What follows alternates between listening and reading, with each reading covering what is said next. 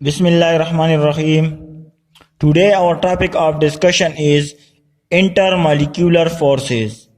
अब intermolecular forces क्या होते हैं इसके बारे में आज हम पढ़ेंगे. सो intermolecular forces बेसिकली हमारे साथ जैसे नेम से भी इंडिकेट करता है कि मॉलिक्यूल के बीच में जो फोर्स ऑफ अट्रैक्शन होता है इसको हम क्या कहते हैं, इसको हम इंटरमॉलिक्यूलर फोर्सेस कहते हैं. अब हम इसको डिफाइन कैसे करते हैं. The force of attraction among the molecule of a substance are called intermolecular forces. Means के मॉलिक्यूल के हमारे पास दो मॉलिक्यूल मौजूद है, उनके बीच में जो फोर्स ऑफ अट्रैक्शन होता है उसको हम इंटरमॉलिक्यूलर फोर्सेस कहते हैं. अब इंटरमॉलिक्यूलर फोर्सेस और बॉन्ड में क्या फर्क है, क्योंकि बॉन्ड भी हमारे साथ एक फोर्स ऑफ अट्रैक्शन है और इंटरमॉलिक्यूलर फोर्स भी हमारे साथ एक फोर्स ऑफ अट्रैक्शन है. तो यहाँ पर हम एक एग्जांपल लेते हैं. हमने लिया हुआ है HCl का. यहाँ पर HCl है और यहाँ पर कोवैलेंट बॉन्ड हमारे साथ बना हुआ है, क्योंकि क्लोरीन के आउटर मोस्ट शेल में 7 इलेक्ट्रॉन है और हाइड्रोजन के आउटर मोस्ट शेल में 1 इलेक्ट्रॉन है. तो क्लोरीन अपना ऑक्टेट कंप्लीट करने के लिए इसको एक और इलेक्ट्रॉन चाहिए और हाइड्रोजन को भी अपना डुप्लेट कंप्लीट करने के लिए 1 इलेक्ट्रॉन की जरूरत है. तो ये क्या कर लेते हैं, ये इलेक्ट्रॉन को शेयर कर लेते हैं. हाइड्रोजन भी अपना 1 इलेक्ट्रॉन शेयर कर लेता है, क्लोरीन भी अपना 1 इलेक्ट्रॉन शेयर कर लेता है. तो यहाँ पर अब वजह क्या है, यहाँ पर क्लोरीन की इलेक्ट्रोनेगेटिविटी ज्यादा है तो क्लोरीन इलेक्ट्रॉन डेंसिटी को अपनी तरफ अट्रैक्ट करेगा. तो इसी वजह से इस पर पार्शियल नेगेटिव और यहाँ पर पार्शियल पॉजिटिव. यहाँ पर हम इस एग्जांपल को एक्सप्लेन करते हैं. फॉर एग्जांपल हमारे साथ ये क्या है, HCl है. HCl का मॉलिक्यूल हमारे पास मौजूद है. HCl का मॉलिक्यूल हमारे पास मौजूद है. तो इसके दरमियान जो बॉन्ड हमारे साथ बना हुआ है वो कोवैलेंट बॉन्ड है. 1 इलेक्ट्रॉन क्लोरीन ने शेयर किया हुआ है और 1 इलेक्ट्रॉन हाइड्रोजन ने शेयर किया हुआ है. क्लोरीन की जो इलेक्ट्रोनेगेटिविटी है वो हमारे पास ज्यादा है और हाइड्रोजन की इलेक्ट्रोनेगेटिविटी हमारे पास कम है. तो क्लोरीन इस इलेक्ट्रॉन पेयर को अपनी तरफ ज्यादा अट्रैक्ट करेगा, जिसकी वजह से इस पर पार्शियल नेगेटिव चार्ज आएगा और यहाँ पर पार्शियल पॉजिटिव चार्ज आएगा. तो हमारे साथ अगर एक बोतल में हाइड्रोजन क्लोराइड पड़ा हुआ है तो वहां पर हाइड्रोजन क्लोराइड का एक मॉलिक्यूल तो नहीं होगा, बल्कि करोड़ों लाखों अरबों मॉलिक्यूल होंगे, यानी मिलियंस ऑफ मॉलिक्यूल होंगे. तो ये अगर एक मॉलिक्यूल है इस पर नेगेटिव चार्ज है तो दूसरे जो मॉलिक्यूल होते हैं वो अपने आप को इस तरह अरेंज कर लेते हैं कि उसका पॉजिटिव एंड इस मॉलिक्यूल के नेगेटिव एंड के सामने आ जाता है. अब किस तरह ये होगा, फॉर एग्जाम्पल हम एक और मॉलिक्यूल लेते हैं हाइड्रोजन क्लोराइड का. ये हमारे पास एक और मॉलिक्यूल है. यहाँ पर भी सेम सीन है कि क्लोरीन पर नेगेटिव चार्ज और यहाँ पर positive charge, partial positive charge. अब इस क्लोरीन का नेगेटिव एंड और इस मॉलिक्यूल का हमारे पास पॉजिटिव एंड, इसके बीच में हमारे साथ एक फोर्स ऑफ अट्रैक्शन होता है जो कि वीक फोर्स ऑफ अट्रैक्शन होता है. ये हमारे पास बॉन्ड है, इसको हम क्या कहते हैं, इसको हम बॉन्ड कहते हैं. और बॉन्ड हमारे साथ हमेशा 3 रीजन की वजह से बनता है. एक हमारे पास लूजिंग ऑफ इलेक्ट्रॉन की वजह से बनता है, दूसरा हमारे साथ गेनिंग ऑफ इलेक्ट्रॉन की वजह से बनता है और तीसरा हमारे साथ शेयरिंग ऑफ इलेक्ट्रॉन की वजह से बनता है. फर्स्ट हमारे साथ क्या है, losing of electron. Losing of electron की वजह से हमारे साथ यह बॉन्ड बनेगा, या हमारे साथ गेनिंग ऑफ इलेक्ट्रॉन की वजह से बॉन्ड बनेगा. गेनिंग ऑफ इलेक्ट्रॉन की वजह से हमारे साथ बॉन्ड बनेगा, या हमारे साथ शेयरिंग ऑफ इलेक्ट्रॉन की वजह से बॉन्ड बनेगा. Sharing of electron. तो यहाँ पर आप लोग देख सकते हैं कि इलेक्ट्रॉन शेयर किए हुए हैं. हाइड्रोजन ने भी अपना 1 इलेक्ट्रॉन शेयर किया हुआ है और क्लोरीन ने भी अपना 1 इलेक्ट्रॉन शेयर किया हुआ है. तो यहाँ पर हमारे साथ कोवैलेंट बॉन्ड बना है, सिंगल कोवैलेंट बॉन्ड.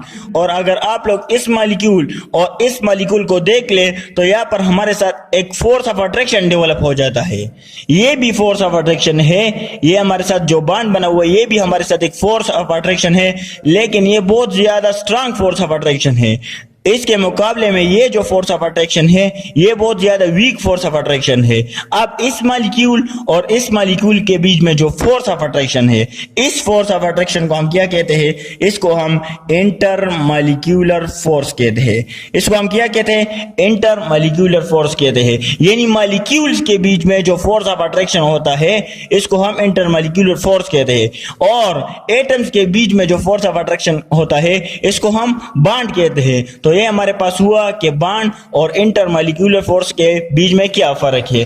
तो इसको हम इंटरमॉलिक्यूलर फोर्स कहते हैं। कोई भी मॉलिक्यूल के बीच में जो फोर्स ऑफ अट्रैक्शन होता है इसको हम इंटरमॉलिक्यूलर फोर्स कहते हैं।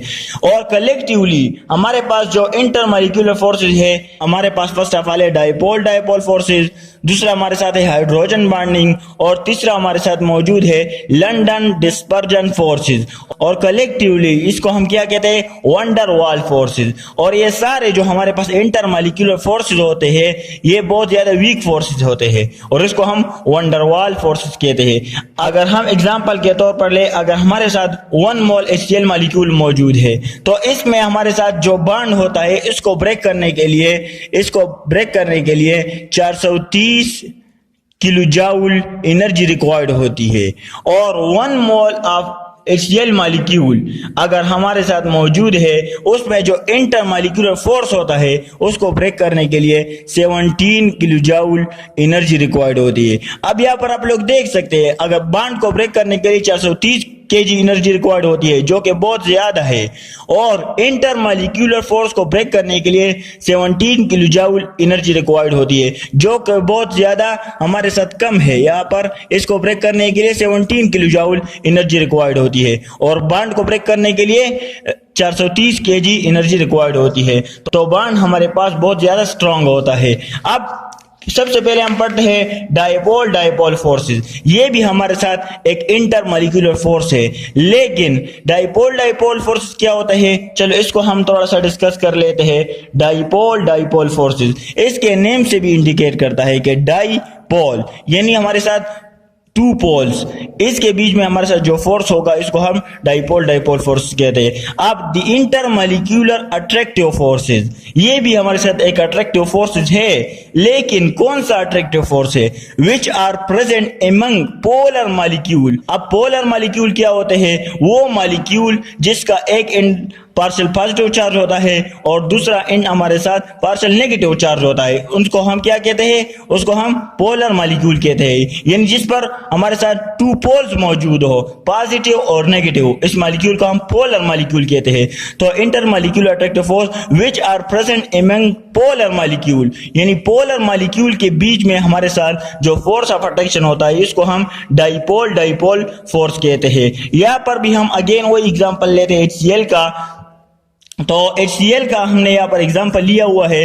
हमारे साथ ये एक HCl का मॉलिक्यूल हम लेते हैं, एक HCl का मॉलिक्यूल फर्स्ट ऑफ ऑल हम लेते हैं, ये हमारे पास एक HCl का मॉलिक्यूल है।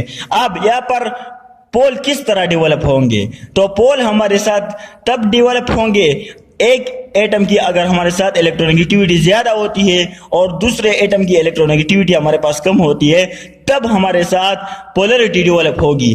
फॉर एग्जांपल यहाँ पर हम लोग देख सकते हैं कि हाइड्रोजन की इलेक्ट्रोनेगेटिविटी हमारे पास 2.2 है और क्लोरीन की इलेक्ट्रोनेगेटिविटी हमारे पास 3.2 है। इसी तरह 2.2 और 3.2, 2.2 और 3.2। तो यहाँ पर क्लोरीन की इलेक्ट्रोनेगेटिविटी ज्यादा है, यहाँ पर भी क्लोरीन की इलेक्ट्रोनेगेटिविटी ज्यादा है, यहाँ पर भी क्लोरीन की इलेक्ट्रोनेगेटिविटी ज्यादा है। तो क्लोरीन क्या करता है कि ये इलेक्ट्रॉन डेंसिटी को यानी इलेक्ट्रॉन पेयर को, यहाँ पर इलेक्ट्रॉन पेयर मौजूद है, यहाँ पर भी इलेक्ट्रॉन पेयर मौजूद है, यहाँ पर भी इलेक्ट्रॉन पेयर मौजूद है, तो ये इलेक्ट्रॉन पेयर को अपनी तरफ अट्रैक्ट करता है, जिसकी वजह से इस क्लोरीन पर यहाँ पर इलेक्ट्रॉन डेंसिटी ज्यादा हो जाती है, यानी इलेक्ट्रॉनों की तादाद ज्यादा हो जाती है। तो यहाँ पर पार्शियल नेगेटिव चार्ज आ जाता है और ये जो इलेक्ट्रॉन पेयर है ये थोड़ा सा हाइड्रोजन से दूर चला जाता है, जिसकी वजह से हाइड्रोजन पर पॉजिटिव चार्ज आ जाता है और क्लोरीन पर नेगेटिव चार्ज आ जाता है। अगर सिंपल वर्ड में हम कहें तो क्लोरीन का जो अट्रैक्टिंग पावर है, इसकी जो ताकत है वो हाइड्रोजन के मुकाबले में हमारे पास ज्यादा है, तो इसी वजह से इस पर नेगेटिव चार्ज और यहाँ पर पॉजिटिव चार्ज। अब डाइपोल डाइपोल फोर्स क्या होते हैं, तो यहाँ पर जब नेगेटिव चार्ज आ जाता है और यहाँ पर पॉजिटिव चार्ज आ जाता है तो यहाँ पर हमारे साथ 2 पोल डेवलप हो जाते हैं। तो अब अगर हमारे साथ एक बीकर में HCl मौजूद है, HCl हमारे पास एक बीकर में मौजूद है, तो यहाँ पर एक HCl का मॉलिक्यूल तो नहीं होता बल्कि मिलियंस ऑफ HCl मॉलिक्यूल होते हैं। तो अगर हम एक मॉलिक्यूल की बात करते हैं तो दूसरे मॉलिक्यूल अपने आप को इस तरह अरेंज कर लेते हैं कि उसका उन मॉलिक्यूल का पॉजिटिव एंड इसके नेगेटिव एंड के सामने आ जाता है। ये इसका नेगेटिव एंड है। दूसरे मॉलिक्यूल जब हमारे पास आते हैं उसका पॉजिटिव एंड इसके नेगेटिव एंड के सामने आ जाता है और यहाँ पर हमारे साथ एक फोर्स ऑफ अट्रैक्शन डेवलप हो जाती है जो कि पोलर मॉलिक्यूल के दरमियान डेवलप होती है। यहाँ पर ये पॉजिटिव है और ये हमारे पास नेगेटिव है, तो ये पोलर मॉलिक्यूल के बीच में एक फोर्स ऑफ अट्रैक्शन है। तो इस फोर्स ऑफ अट्रैक्शन को जो पोलर मॉलिक्यूल के बीच में डेवलप होता है इसको हम डाइपोल डाइपोल फोर्स कहते हैं। अब ये हमारे पास दूसरा मॉलिक्यूल है, ये फर्स्ट मॉलिक्यूल है, ये सेकंड मॉलिक्यूल है, ये हमारे पास थर्ड मॉलिक्यूल है। अगर दूसरा मॉलिक्यूल आता है तो ये अपने आप को इस तरह अरेंज करेगा कि इसका पॉजिटिव एंड इस मॉलिक्यूल के नेगेटिव एंड के सामने आ जाए। तो यहाँ पर आप लोग देख सकते हैं कि इसका पॉजिटिव एंड इसके नेगेटिव के सामने मौजूद है। अगर हम तीसरे मॉलिक्यूल की बात करते हैं तो ये भी अपने आप को इस तरह अरेंज करता है कि इसका पॉजिटिव एंड इस मॉलिक्यूल के नेगेटिव एंड के सामने आ जाए। तो यहाँ पर भी फोर्स ऑफ अट्रैक्शन डेवलप होगा, यहाँ पर भी फोर्स ऑफ अट्रैक्शन डेवलप होगा। यहाँ पर इन दोनों के बीच में जो फोर्स ऑफ अट्रैक्शन डेवलप होता है इसको हम क्या कहते हैं? इसको हम dipole dipole intermolecular force of attraction कहते हैं। यानी इंटरमॉलिक्यूलर फोर्स ऑफ अट्रैक्शन तो है लेकिन डाइपोल डाइपोल फोर्स यहाँ पर मौजूद है क्योंकि दो पोल के दरमियान हमारे पास ये फोर्स मौजूद है। तो इसको हम क्या कहते हैं? इसको हम डाइपोल डाइपोल फोर्स इंटरेक्शन कहते हैं। तो ये हमारे पास हो गया intermolecular forces and dipole dipole interaction. Okay, thanks.